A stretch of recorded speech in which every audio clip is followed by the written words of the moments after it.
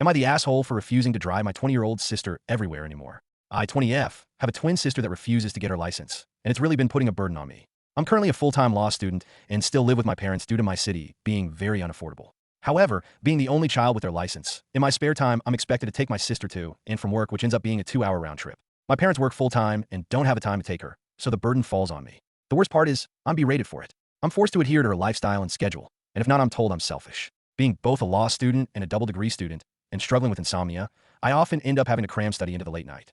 I end up sleeping in on my days off, but I'm told this isn't right because I need to wake up earlier to help around the house, aka take my sister wherever she needs. Say she has a shift at 8 a.m. and I have a day off uni. If I choose to sleep in, I'm berated for not waking up early to take her to work. She pays for Uber because she hates taking public transport. We live in a city with very accessible public transport, to the point where she's never taken public transport to work. I'm told I'm forcing her to spend money, which is insane. Today, I finally took a stand. I told her that me taking her places is a favor, not an expectation, and I'm sick of it being treated as otherwise.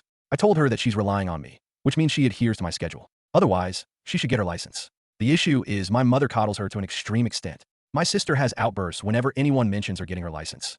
And my mom now responds by telling me I'm not allowed to mention it because it makes her upset. I'm told it's not fair. But is it fair that she's actively choosing to burden me? They say I owe it to her because she's my sister and I should want to try to help her however I can.